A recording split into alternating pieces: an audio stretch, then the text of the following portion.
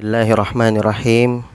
Subhanakallahumma khaira muallimin 'allamta bil qalamil qurunal ula arsalta bit taurati Musa hadiyan wa ibnal batuli fa'allamal injila wa fajjarta yanbu'al bayani Muhammadan fasaqal haditha wa nawalat tanzila.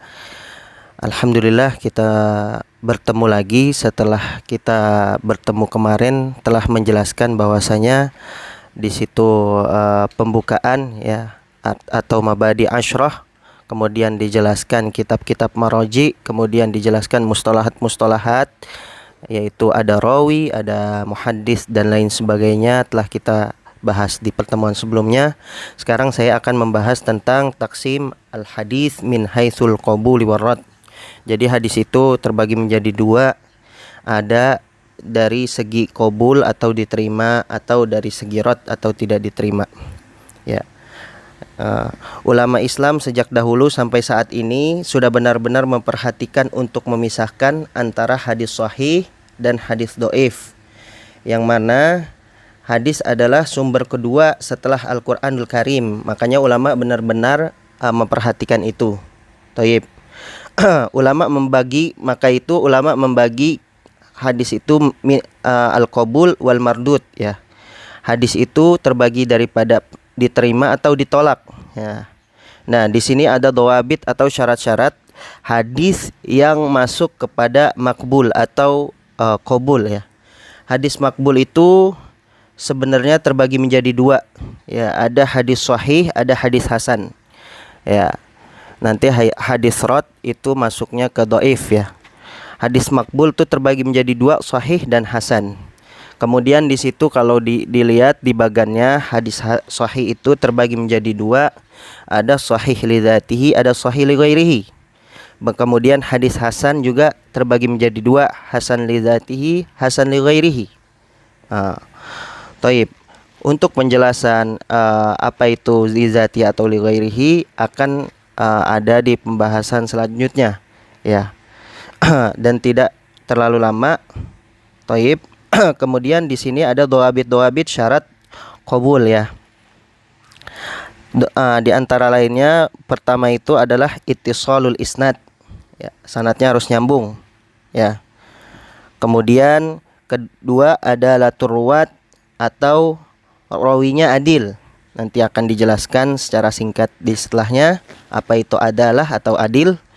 Kemudian dhabtur ruwat, rawinya harus dobat atau hafalannya kuat ya.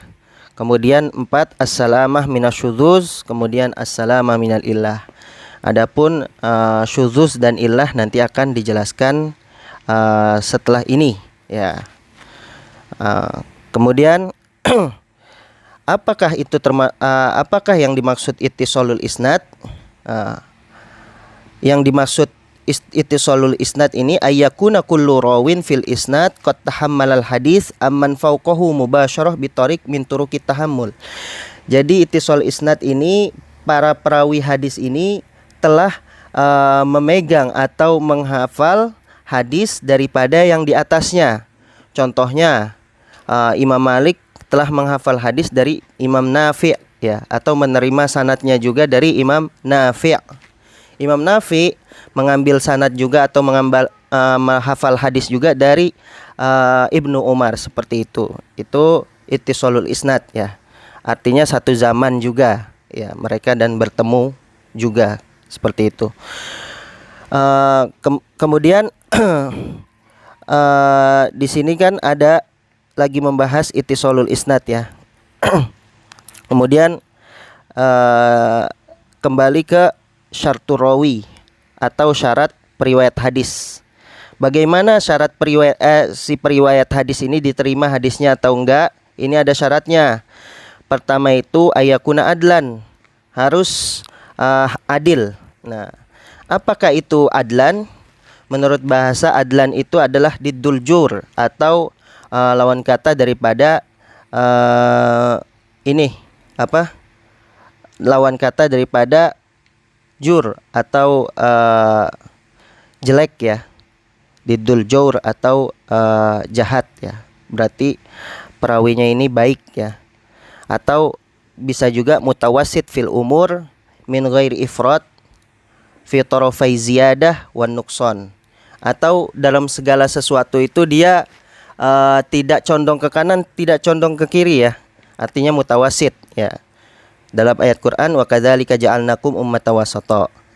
Menurut istilah ini adalah malakatun rasikhatun tahmilu sahibuha ala mulazamati taqwa wal muru'ah jami'an. Suatu kemampuan yang sangat rasikh atau menempel, yang mana bisa mengarahkan yang memiliki kemampuan itu untuk selalu takwa dan menjaga muru'ah. Ya, artinya dia tidak condong kepada suatu kejelekan, ya, menjaga muru'ah dia. Itu bisa disebut perawi itu adil ya. Itu makna adil. Thayyib. Yang kedua itu muslim ya. Semua ulama sepakat untuk menerima riwayat hadis dari orang muslim ya. Orang kafir itu hadisnya pasti ditolak. Kemudian orang fasik juga tidak diterima riwayatnya. Karena Allah Subhanahu wa taala mengatakan ya ayyuhalladzina amanu in ja'akum fasikum binaba'in fatabayyanu. Taib. Kemudian setelah muslim tadi kan adil, syarat rawi adil, muslim, terus baligh ya. Baligh. Seluruh ulama sepakat mensyaratkan untuk menerima hadis dari orang yang menyampaikan hadis itu harus baligh ya. Karena kalau nggak baligh, hadis itu tidak bisa disampaikan ya. Ulama sepakat harus syaratnya baligh. Tapi kalau untuk menerima hadis atau tahammul atau menghafal hadis dari syekhnya itu boleh anak kecil. Makanya Ibnu Zubair dan Ibnu Abbas juga hadir ketika majelisnya Rasulullah Shallallahu Alaihi Wasallam untuk mengambil hadis Rasul Shallallahu Alaihi Wasallam. Pada saat itu mereka belum baligh. Ya. Kemudian syaratnya yang keempat tadi, setelah baligh kemudian berakal ya, maka tidak diterima riwayatnya imam ahlul hadis yang majnun ya, nggak diterima ya. Gimana majnun ahlul hadis seperti itu ya, karena nggak mungkin dalam suatu kekurangan itu gabung kepada suatu kelebihan atau kamal ya. Kemudian setelah berakal kemudian selamat dari kefasikan ya. Ya, tadi fasik tidak diterima hadisnya atau dosa besar. Ya, fasik di sini artinya mengerjakan dosa besar atau terus-menerus mengerjakan dosa kecil. Ya, la shaghair ma'al israr wala kabair ma'al istighfar gitu ya. Tidak ada dosa kecil tanpa diulang-ulang ya. Kalau diulang-ulang, dosa kecil pun jadi dosa besar seperti itu. Makanya tidak diterima dosa kecil yang diulang-ulang seperti itu. Kemudian selamat dari yang mencacatkan muru'ah ya. Muru'ah ini ya itu ada dua macam ya. Menjaga muru'ah ini ada dua macam. Pertama, menjaga dari dosa kecil yang mencacatkan agama ya. Kemudian yang kedua itu menjaga dari sesuatu yang mubah, yang mewarisi dirinya celaan orang. Jadi misalkan bercanda terus-menerus, dia pasti dicela orang ya. Kemudian keterlaluan dan makan, misalkan keterlaluan bercandanya, kemudian makan di pasar juga dicela orang seperti itu. Kemudian setelah sempurna itu syarat-syarat adalah ya, atau rawi adil ya, perawi itu. Kemudian di sini ada pembahasan bima tasbutul adalah. Bagaimana adalah itu tetap dalam satu orang ya. Itu syarat caranya dengan dua. Pertama dengan tansis ya. Tansis ini apa? Idza nass alim min ulama'il jarh wa ta'dil ada adalatir rawi fahuwa adlun mu'taman. Jadi kalau misalkan seorang alim di tansis sirah hayatnya ya kan dari ulama jarh wa ta'dil, contohnya dia ditulis di sejarah bahwasanya dia itu menjaga muru'ah ya, atau dia itu hafalannya kuat seperti itu. Pertama tuh harus dengan tansis. Yang kedua bagaimana adalah itu tetap. Yang kedua itu dengan istifadah awis syuhrah, ya, dengan ketenaran dalam menjauhi dosa. Ya, jadi kalau seseorang ini terkenal menjauhi dosa, makanya itu dia adil, bisa dikatakan dia adil, ya. Seperti itu. Contohnya ketenaran dalam menjauhi dosa. Contohnya imam mazhabul arba'ah, mereka pasti jauh dari dosa, ya. Kemudian Imam Muslim, Imam Bukhari dan lain sebagainya, aimatul hadis, atau bisa kita sebut Amirul Mukminin dan muhaddisin, semuanya itu pasti tenar dalam menjauhi dosa seperti itu, ya, atau terkenal, ya. Terkenal nih orangnya lurus, tidak bengkok-bengkok seperti itu. Taib.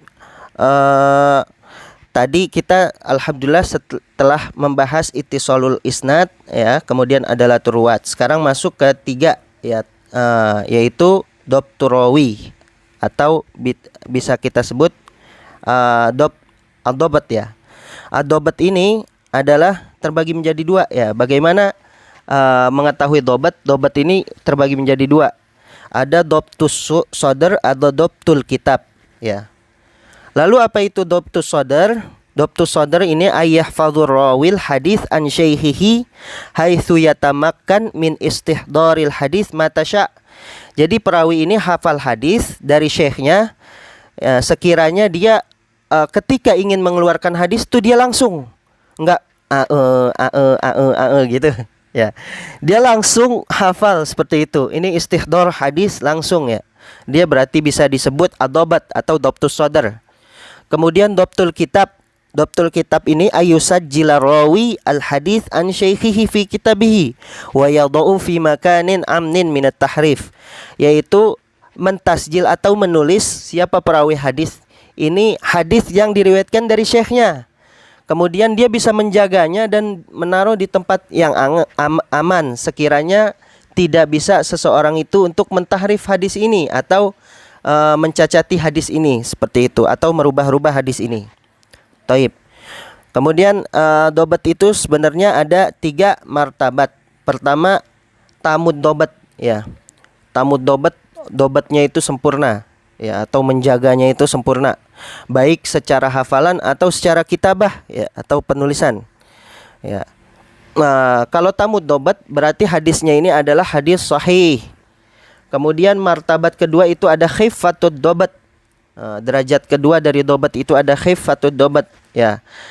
Agak turun sedikit daripada tamud dhabt. Itu berarti hadisnya hadis hasan, ya. Kemudian setelah itu turun lagi ke tangga ketiga, yaitu dhafud dhabt, ya. Dhabatnya itu atau menjaganya itu sangat lemah, berarti hadisnya itu hadis dhaif. Taib. Kemudian masuk ke syarat keempat, as-salamah minasyudzuz. Lalu apakah itu syadz? Ya, apa pengertian syudzuz? Asyad itu menurut bahasa adalah al-munfarid anil jumhur biqaulin au amal, sendiri berbeda daripada jumhur, ya. Jumhur ulama berbeda hadisnya dari dia tuh sendiri hadisnya daripada jumhur. Biqaulin dengan perkataan, atau hadis qaul atau hadis amal, seperti itu. Kemudian secara bahasa atau secara istilah, tadi kita telah bahas secara bahasa, kemudian secara istilah sekarang mukhalafatus thiqah liman huwa awsaqu minhu, ya. Sawaun akana dzalika bil adat au bil hifz, yaitu berbedanya dengan suatu yang thiqah atau syekhnya yang thiqah, atau berbeda si thiqah, orang yang terpercaya ini berbeda hadisnya dengan awsaq minhu, orang yang lebih terpercaya. Contohnya saya. Kemudian dengan Ahmad, saya Muhammad dengan Ahmad, ya. Saya ini orang yang thiqah, terpercaya. Dia Ahmad orang yang awsaq, lebih dipercaya. Nah, hadis saya berbeda dengan hadis dia, ya. Sedangkan dia itu orang yang lebih dipercaya. Berarti hadis saya termasuk hadis syadz, dan hadis Ahmad hadis yang aman daripada syadz, seperti itu. Taib. Di sini dijelaskan, ya, syadz itu terjadi di matan juga.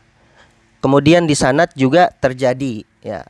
Kita setelah telah menjelaskan apa itu matan, apa itu sanad ya. Maka hadis yang diriwayatkan perawi yang sikoh atau terpercaya berbeda dengan perawi yang lebih sikoh seperti itu. Kemudian as-salamah minal illatil qadihah ya. Dia selamat daripada illah al-qadihah ya. Apa itu illah? Apakah illah masuk ke dalam sanad atau ke dalam matan ya? Ini pembahasannya nanti ya. Saya di sini akan membahas tentang apakah itu illah saja. Illah itu adalah menurut secara bahasa marad atau sakit ya.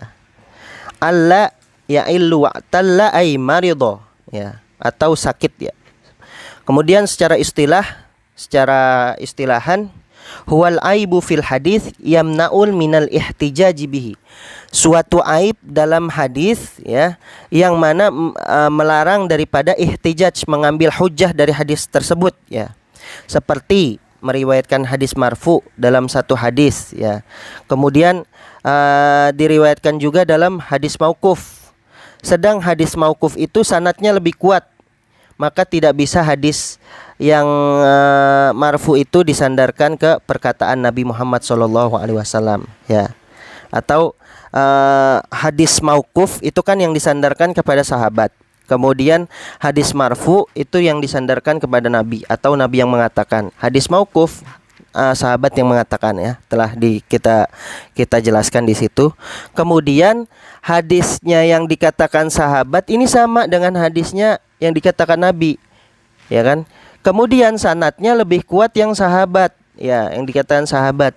Sedangkan yang Nabi ini dhaif. Ya berarti nggak bisa diambil bahwasanya sanad yang Nabi ini benar. Ya, perkataan Nabi ini benar. Berarti itu perkataan sahabat. Seperti itu. Kemudian syarat terakhir itu harus ada adid atau mutabi, ya. Apakah adid dan mutabi itu? Ya.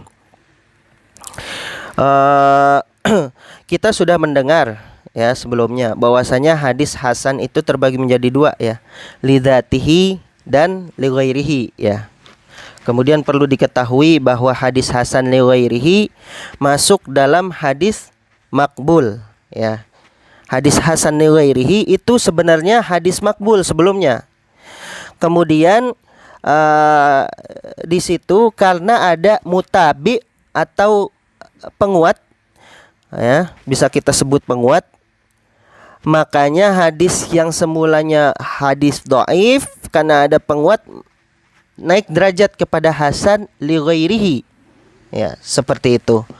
Jadi hasan li ghairihi ini bukan hasan li dzatihi. Kalau hasan li dzatihi emang sanadnya hasan, tapi hasan li ghairihi karena asalnya dhaif naik ke hasan, seperti itu ya.